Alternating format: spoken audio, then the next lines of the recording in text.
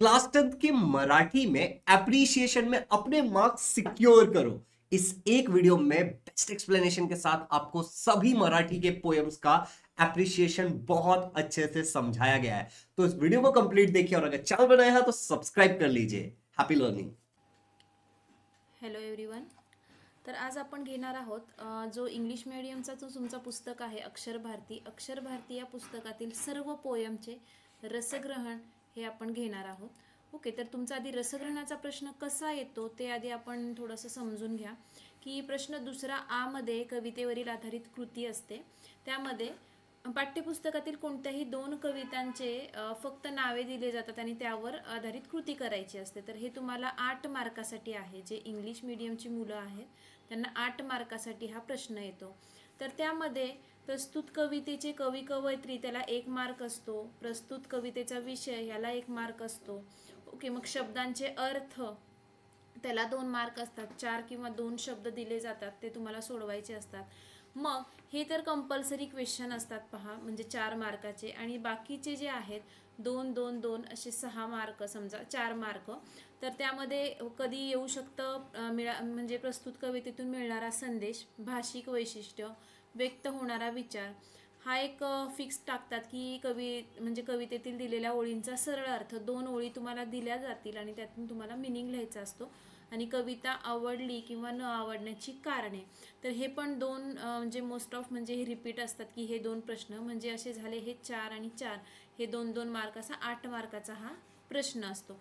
मग हे जे आहेत प्रश्न ते कधी म्हणजे टाकतात किंवा नाही टाकत, पण बाकीचे कंपल्सरी असतात.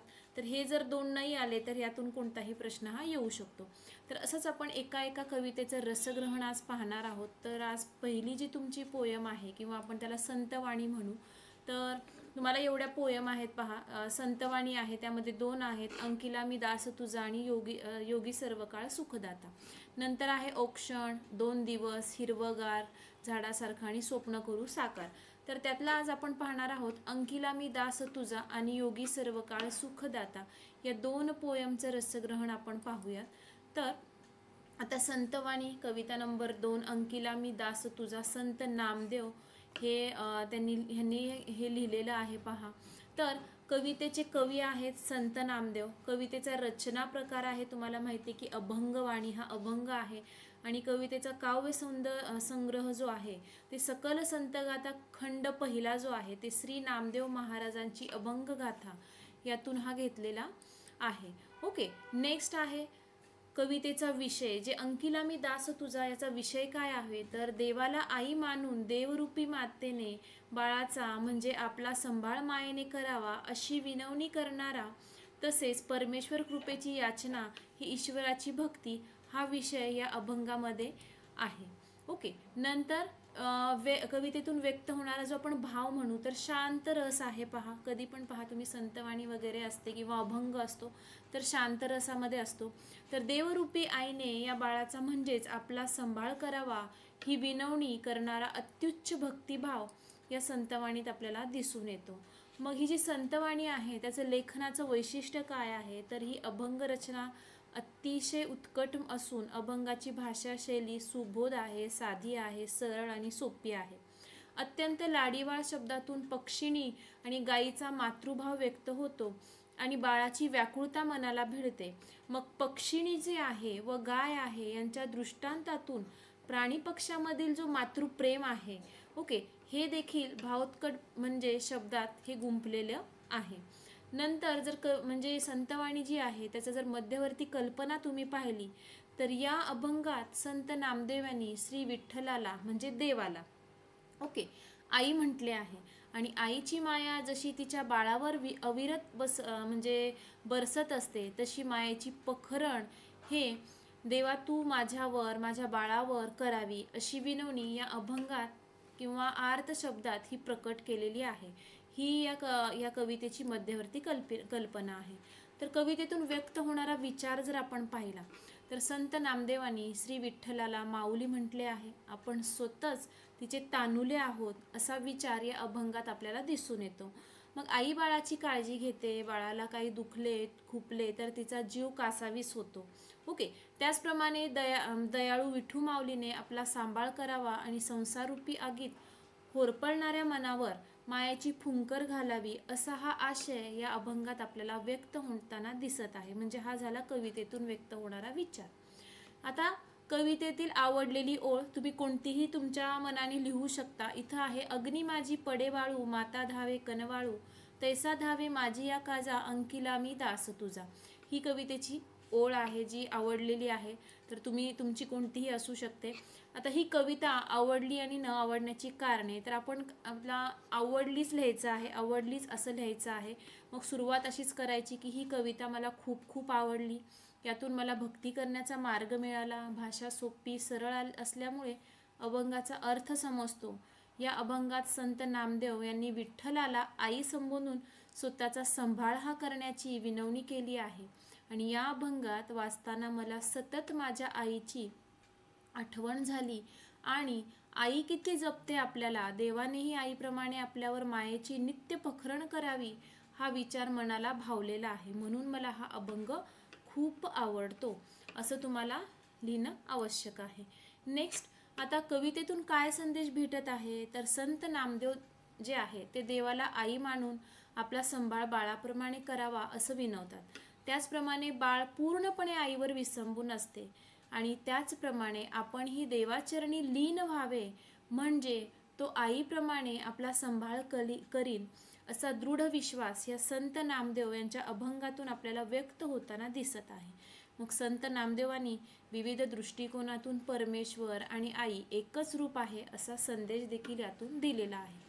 तर अशा टाईपचं तुम्ही रसग्रहणाचे जे पण पॉईंट येतील तर ते प्रत्येक पॉईंट 11 पॉईंट आपण यामध्ये डिस्कस केलेले आहेत. तर तुम्हाला परीक्षेमध्ये यातून 6 पॉईंट येऊ शकतात कोणतेही, तर त्या हिशोबाने तुम्हाला प्रिपेअर होऊन जायचं आहे. आणि साधी सोपी आणि अशा जर शब्दात तुम्ही रसग्रहण करत असाल तर तुम्हाला आउट ऑफ मार्क भेटू शकतील. ओके, तर नेक्स्ट आपण पोयम पाहूयात जे संतवाणीच आहे ते योगी सर्व काळ सुखदाता, हे संत एकनाथ महाराज यांचा आहे. पहा, ओके, तो इसका भी हम देखते हैं. मुद्दा संतवाणी आहे, ही योगी सर्व काळ सुखदाता ही अभंग आहे. तर कवितेचे कवी आहेत पहा संत एकनाथ महाराज आणि कवितेचा रचना प्रकार आहे अभंगवाणी. ओके, आणि कविता कुठून घेतली आहे तर एकनाथी भागवत शासकीय, ओके, इथून हे काव्यसंग्रह घेतलेला आहे. नंतर कवितेचा विषय जर आपण पाहिला या संतवाणीचा तर संत एकनाथ महाराजांचा हा अभंग योगी पुरुषाचे महत्त्व सांगणारा आहे. योगी पुरुष आणि पाणी यांची तुलना ह्या योगी पुरुषाचे श्रेष्ठत्व सिद्ध केले आहे. भक्ती हा विषय तन्मयतेने हाताळला आहे यामध्ये. आता कवितेतून काय भाव व्यक्त होतो किंवा संतवाणीतून, तर सगळ्या आम्ही म्हटलं तसं की शांतरस आहे. पहा, पाणी आणि योगी पुरुषाची सार्थ तुलना करणाऱ्या या अभंगात योग्याच्या आत्मज्ञानाच्या गोडीने सर्व जनांचा म्हणजे लोकांचा, जन म्हणजे लोक, जनांचा सर्व इंद्रियांना शांत करण्याचा दृष्टांत प्रत्ययाला येतो. हा भाव यातून व्यक्त होत आहे. नंतर आहे कवींचे लेखन वैशिष्ट्य, म्हणजे कशा टाईपनं लिहिलेलं आहे तर बहुश्रुश्रुता, समन्वयशीलता, सामान्यांच्या उद्धाराची तळमळ, सुबोधता ही संत एकनाथांची लेखन वैशिष्ट्ये आहे. या अभंगात आपल्याला आढळतात. पाणी आणि योगी पुरुष यांच्या तुलनेने लौकिक आणि अलौकिकाची सांगड घालताना संत एकनाथांनी दृष्टांत यामध्ये योजले आहे. पाणी फक्त लौकिक पोटाची भूक शमवते, पण योगी पुरुषाचे आत्मज्ञान हे लोकांचे मानस उजळवते. आणि हा सूचित अर्थ या ओघवत्या शब्दकळेत संत एकनाथ महाराजांनी साधलेला आहे. आता याची जर योगी सर्व काळ सुखदाता याची जर आपण मध्यवर्ती कल्पना जर पाहिली तर योगी सर्व काळ सुखदाता या अभंगात संत एकनाथ महाराजांनी पाणी आणि योगी पुरुष म्हणजे योग साधना करणारा साधू यांची तुलना केलेली आहे. पहा, मग योगी पुरुष हा पाण्यापेक्षा श्रेष्ठ आहे हे त्यांनी या दृष्टांतातून स्पष्ट केलेलं आहे. आणि त्यातून योग्याची साधना किती श्रेष्ठ असते हे आपल्याला यातून पटवून दिलेलं आहे. ही झाली मध्यवर्ती कल्पना. नंतर कवितेतून व्यक्त होणारा विचार जर आपण पाहिला तर योगी पुरुष आणि पाणी हे दोन्हीही जनकल्याणासाठी झटतात. दोघेही जनमानसाची निस्पृह सेवाच करतात. अर्थात पाणी फक्त लौकिक पोटाची भूक शमवते, परंतु योगी हे पुरुषाचे आत्मज्ञान हे लोकांचे मानस उजळवते. आणि हा विचार संत एकनाथांच्या ओघवत्या शब्दातून व्यक्त झालेला आपल्याला दिसत आहे. तर हा एक त्यातून विचार मांडलेला आहे. नंतर आहे आवडलेली ओळ. तर जेवी चंद्रकिरण चकोरासी पाखोवा, जेवी पिलियांसी जीवन जैसे का जीवांशी, तैसी सर्वांसी मृदुत्व, जळवरीवरी क्षाळीमळ योगिया सब्राह्य करी निर्मळ, उदक सुखी करी एक वेळ, योगी सर्व काळ सुखदाता. ही एक ओळ यातली चांगली आहे. ओके. नंतर आता एक मुद्दा आला तुमचा, कविता आवडणे आणि न आवडण्याची कारणे. तर संतवाणीची भाषा सोपी सरळ आहे. संत एकनाथ महाराजांनी योगी पुरुष व पाणी यांची प्रस्तुत व अभंगात सार्थ तुलना केलेली आहे आणि योगी पुरुषाचे श्रेष्ठत्व ठसवलेले आहे. पाण्याने एकाच वेळची तहान भागते, परंतु योगी पुरुष हा सर्वांसाठी सर्वकालीन सुख देणारा सज्जन आहे. ही बाब संत एकनाथांनी उदाहरणासहित सोप्या शब्दात पटवून दिलेलं आहे. पहा, मग त्यांनी विशद केलेली योगी पुरुषाचे महत्त्व थेट आपल्या मनाला भिडत आहे. मग संस्तंगाने जीवाला मार्गदर्शन आणि मनशांती मिळते, हे मनोमनी पडते. म्हणूनच हा अभंग मला खूप आवडतो असं लिहिणं आवश्यक आहे. जर शेवटचा मुद्दा आपण पाहिला तर कवितेतून मिळणारा संदेश काय आहे, तर योगी पुरुष हा पाण्यापेक्षा श्रेष्ठ आहे हे सांगताना संत एकनाथांनी योगी पुरुषच सर्वश्रेष्ठ आहे असं सांगितलं आहे. योगी पुरुष संत सहवास हा आपल्या योग्य मार्गातून प्रगतीकडे घेऊन जात आहे आणि योगी पुरुष तपसाधनेने आत्मज्ञान प्राप्त करतो. त्या आत्मज्ञानाची शिदोरी तो जनमानसात श्रवण कीर्तनाने वाटतो आणि योगी पुरुषाच्या आत्मज्ञानाने माणसांची मने निर्लेप, निस्वार्थी आणि निर्मळ होतात. म्हणूनच योगी पुरुषाच्या सानिध्याने भवसागर पार करण्याचे आत्मिक बळ आणि मनशांती आपल्याला भेटत आहे. तर असा संदेश या अभंगातून आपल्याला मिळत आहे. तर आज आपण पाहिलं संतवाणी पाहिली तुमची अ आणि आ. तर नेक्स्ट पण असेच रेकॉर्डिंग्स तुम्हाला भेटेल रसग्रहणाचे. त्यासाठी चॅनलला लाईक, शेअर आणि सबस्क्राईब करायचं आहे. धन्यवाद.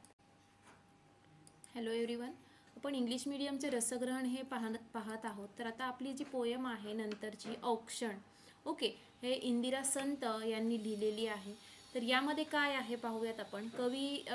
कवितेचं नाव किंवा कवयित्री जर आपण म्हटलं तर इंदिरा संत हे आहेत. कवितेचा रचना प्रकार अष्टाक्षरी छंद हा आहे आणि कवितेचा काव्यसंग्रह जर म्हटलं तर इंदिरा संत यांची समग्र कविता असं आपल्याला लिहिता येईल. तर या कवितेचा विषय जर आपण पाहिला तर देशाचे प्राणपणाने रक्षण करणाऱ्या सीमेवरील जवानाविषयी कृतज्ञता व्यक्त करणारी ही कविता आहे आणि सीमेवर लढायला जाण्यासाठी सुसज्ज झालेल्या जवानाला साऱ्या देशवासियांकडून केले जाणारे औक्षण हा या कवितेचा विषय आहे. खूप सोपी आणि सुंदर अशी पोयम आहे पहा ही. मग कवितेतून व्यक्त होणारा जर स्थायी भाव आपण पाहिला तर वीररस आहे.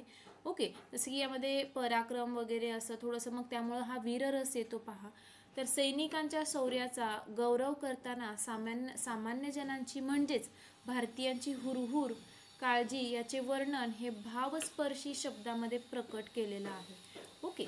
नंतर आहे लेखन वैशिष्ट्य, जे कवीने लिहिलेलं जे लेखन वैशिष्ट्य, तर अष्टाक्षरी छंद रचनेतून व यमक प्रधान बांधणीतून शुद्ध भाव सांगण्याची किमया या कवितेत साधलेली आहे. सामान्य जनांची मनोकामना ओघवत्या शैलीत व्यक्त झाली आहे.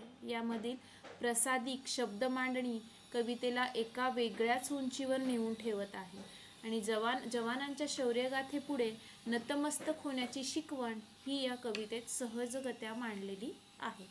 जर आपण मध्यवर्ती कल्पना या कवितेची पाहिली तर सीमेवर जीवाची बाजी लावणाऱ्या जवानाला मनोमन ओवाळतानाही गोरगरीब माणसांच्या मनात दाटलेल्या विविध भावनांचे दर्शन या कवितेतून आपल्याला दिसत आहे आणि हृदयस्पर्शी शब्दात ते व्यक्त झालेले आहे. सैनिकांच्या शौर्यावर असणारी असीम श्रद्धा आणि प्रेम या कवितेतून चित्रित हे केलेले आहे. नंतर व्यक्त होणारा विचार जर आपण पाहिला तर देशवासियांच्या सुरक्षिततेसाठी सैनिक सीमेवर जागरूक राहतो, प्रसंगी जीवाची बाजी पण लावतो. तेव्हा आमच्या डोळ्यातून कृतज्ञतेचे अश्रू उघळतात. हे अश्रू नव्हते तर या असंख्य आसवांच्या ज्योती आहेत. या ज्योतींनी आम्ही तुला ओवाळतो. आम्ही दीनदुबळे आहोत, तू चिरंजीवी व्हावास म्हणून या आसवांच्या ज्योतीने फक्त तुझे औक्षण करू शकतो. मग सैनिकाने निर्धास्तपणे सीमेवर जाऊन पराक्रम रोखावे, घवघवीत यश मिळवावे. यांच्या सुखदुःखात सारे भारतीय त्यांच्या पाठीशी आहेत. हा या कवितेतून विचार हा व्यक्त होत आहे. मग कवितेची आवडलेली ओळ, तुझी विजयाची दौड डोळे भरून पाहावी, डोळ्यातील आसवांची ज्योत ज्योत पाजळावी. अशा असंख्य ज्योतींचे तुझ्या मागून राखण, दीनदुबळ्यांचे असे तुला एकच औक्षण. नंतर आहे कविता आवडली आणि न आवडण्याची कारणे. तर देशाच्या सीमेवर जागरूकपणे पहारा देणाऱ्या व प्रसंगी जीवाची बाजी लावणाऱ्या सैनिकांप्रती कृतज्ञता व्यक्त करणारी ही कविता आहे. सैनिक देशाची राखण करतो, अशा सैनिकाला जनता काय उपहार देऊ शकते? ती फक्त त्याचे भले चिंतून त्याचे औक्षण करू शकते, तर त्याला चिरंजीवित्वाचा आशीर्वाद देऊ शकते. हा विचार माझ्या मनाला भिडला आहे.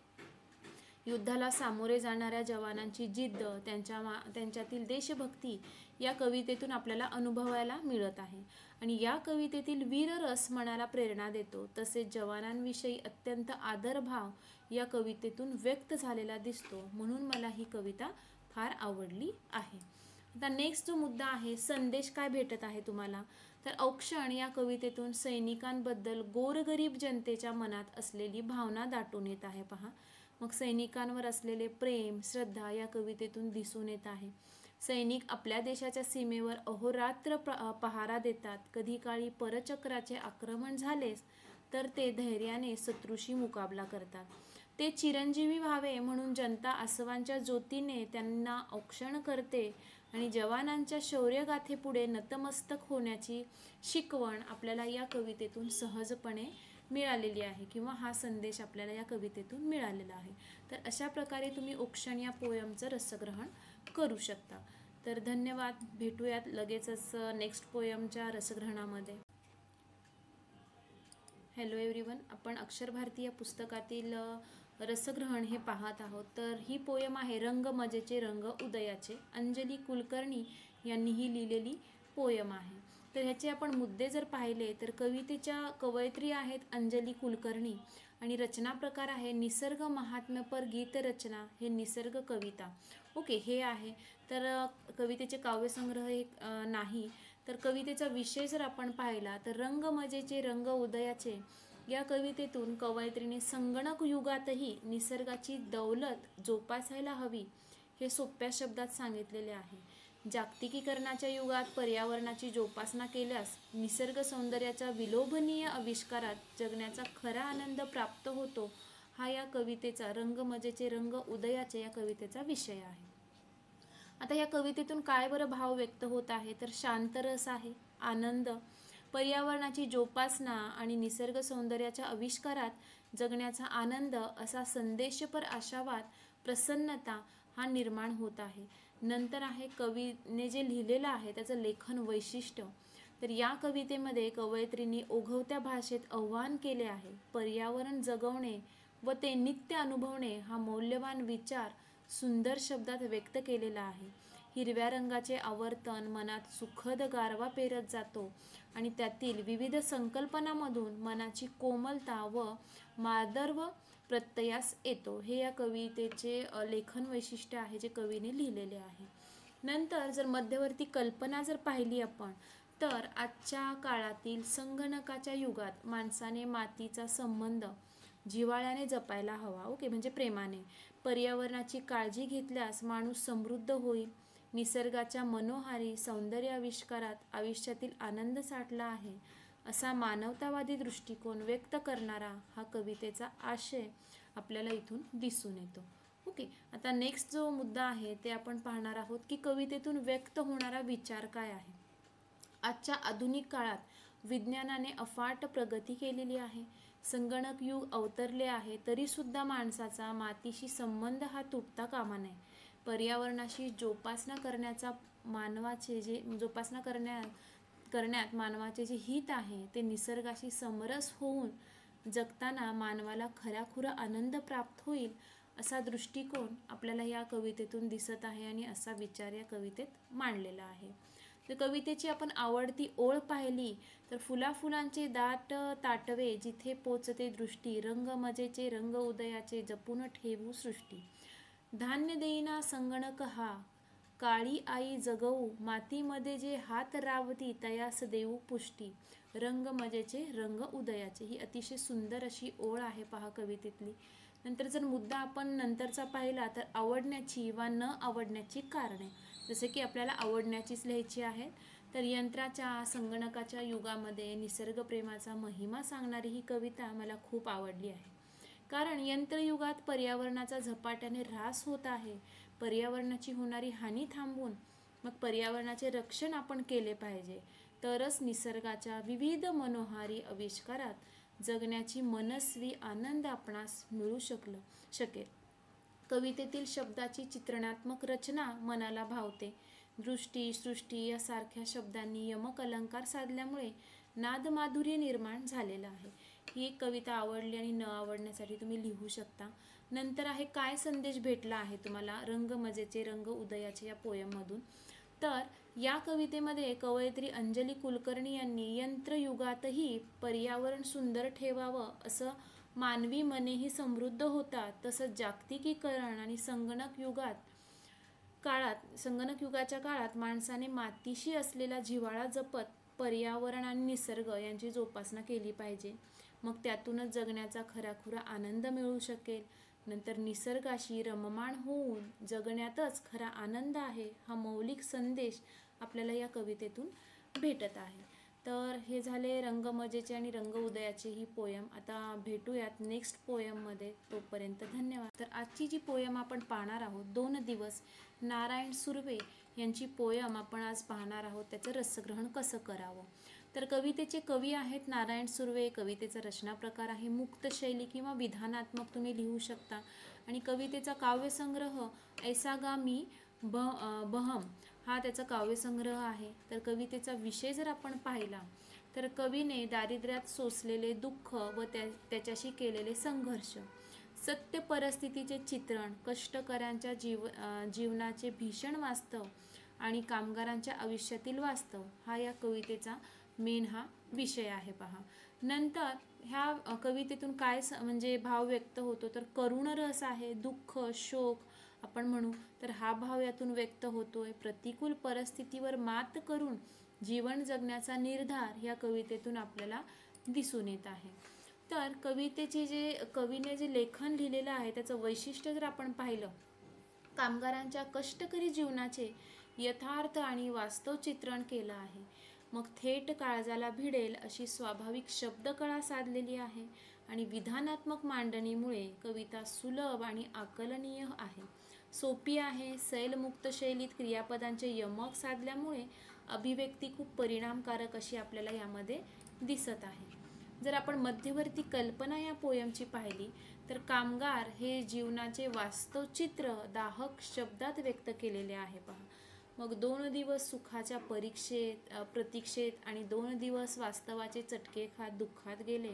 अशा खडतर परिस्थितीतही कर्तृत्व करण्याची उमेद ठेवावी अशी या कवितेतून मध्यवर्ती कल्पना मांडली गेलेली आहे. जर कवितेचा आपण व्यक्त होणारा विचार जर पाहिला तर कामगारांचे जीवन विवंचनेने भरलेले असते. दारिद्र्य आणि प्रतिकूलता यांनी खचलेले असते. सुखाच्या प्रतीक्षेत दुःखच वाट्याला येते, तरीही उमेद न हारता स्वकर्तृत्वाने परिस्थितीवर मात करावे आणि सकारात्मकतेने जीवन जगावे असा आशावादी दृष्टिकोन ठेवावा हा विचार या कवितेतून 2 दिवस या कवितेतून व्यक्त होतो.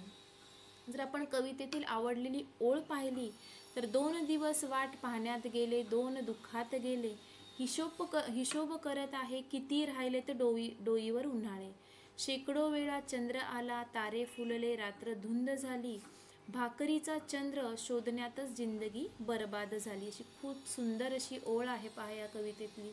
जर आपण कविता आवडली आणि ना आवडण्याची कारणे जर पाहिली प्रस्तुत कवितेत जीवनाचे सत्य मांडणे आणि हे भीषण जीवन सत्य मांडताना दुःख पचवून जगण्याची शिकवण मिळते. तसंच साधी सोपी रचना, बोलीभाषेशी जवळीक साधणारी कविता आहे. थेट शब्दकळेतून कामगार विश्वाचं दाहक चित्रण केल्यामुळे ही कविता मनाला भिडत आहे. कारण जीवनाच्या खडतरपणाचा प्रत्यय अनुभवता येतो. कामगार जीवनाविषयी सहृदय जागृत होऊन त्यांचे जीवन समजून घेण्याची ओढ निर्माण होते. अशी प्रगल्भ जाणीव ही मनात निर्माण करणारी ही कविता आहे आणि आपली वेदना आणि दुःख अत्यंत खरेपणाने या कवितेत मांडलेलं आहे. म्हणून ही कविता मला खूप आवडते. नंतर जो संदेश आहे, या कवितेतून काय संदेश भेटत आहे, तर जीवन कितीही प्रतिकूल आणि खडतर असेल तरी स्वकर्तृत्वावर विश्वास ठेवावा, प्रयत्नाने जीवनातील दाहकतेवर मात करावा.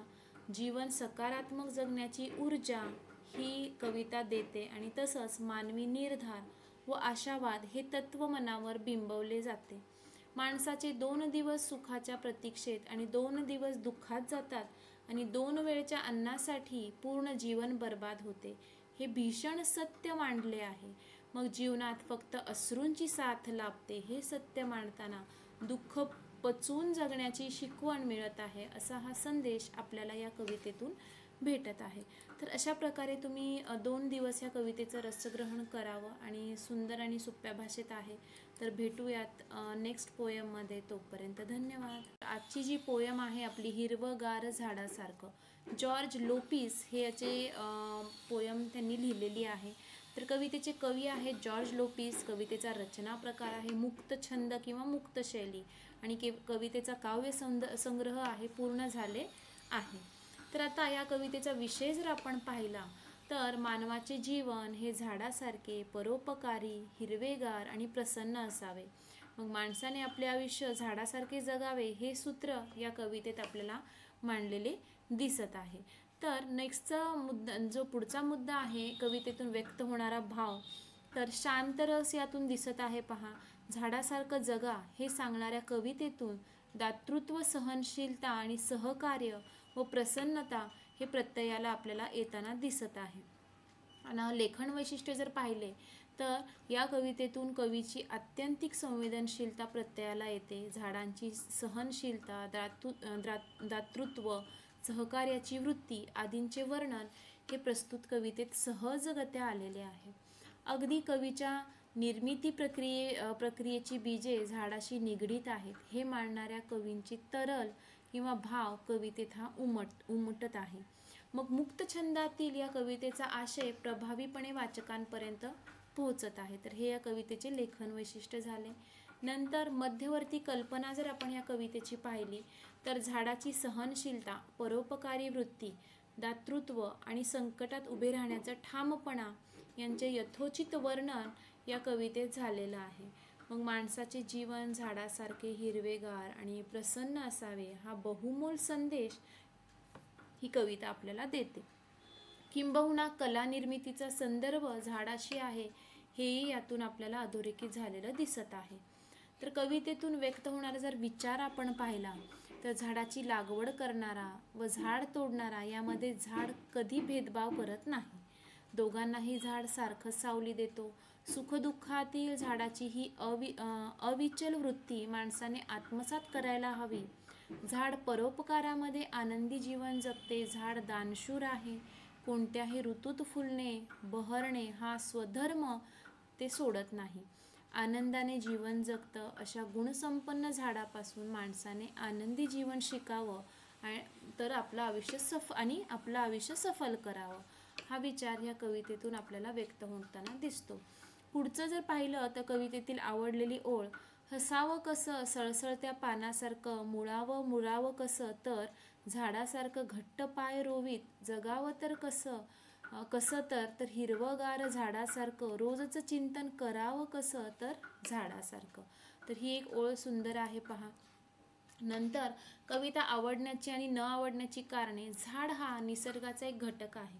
झाड जगत असताना ऊन, पाऊस, वारा, वादळ यांच्याशी झुंज देत खंबीरपणे उभे असतं. त्याप्रमाणे माणसाने जीवनात निर्धाराने उभं राहावं. झाडाची परोपकारी वृत्ती अविचल वृत्ती, दानशूरता, आनंदी वृत्ती हे गुण मानवाने आत्मसात करावे, हेही कविता सांगत आहे. मग विविध गुणांनी संपन्न असलेला वृक्षासारखे तुम्ही व्हा, हे सहजपणे सांगणारी ही कविता मला आवडते आणि सोपेपणाने शिकवण देण्याची ताकद या कवितेमध्ये आहे. तर असा तुम्ही आवडली न आवडण्याचं लिहू शकता कारणे. नेक्स्ट जो मुद्दा आहे कवितेतून मिळणारा संदेश, तर हिरवगार झाडासारखं ही कविता कवी जॉर्ज लोपिस यांनी मुक्त छंदात लिहिलेली आहे.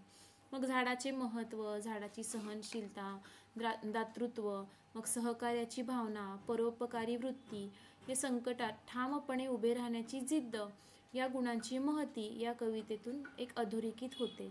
मग माणसाने झाडासारखे प्रसन्न आणि हिरवेगार असावे अशी शिकवण किंवा संदेश ही कविता आपल्याला देत आहे. तर हे झालं हिरवगार झाडासारखी ही पोयम. नेक्स्ट पोयममध्ये भेटूया, तोपर्यंत धन्यवाद. हॅलो एव्हरीवन, आपण इंग्लिश मीडियम अक्षर भारती या पुस्तकातील पोयमचे रसग्रहण पाहत आहोत. तर आजची जी तुमची पोयम आहे स्वप्न करू साकार, किशोर पाठक यांची.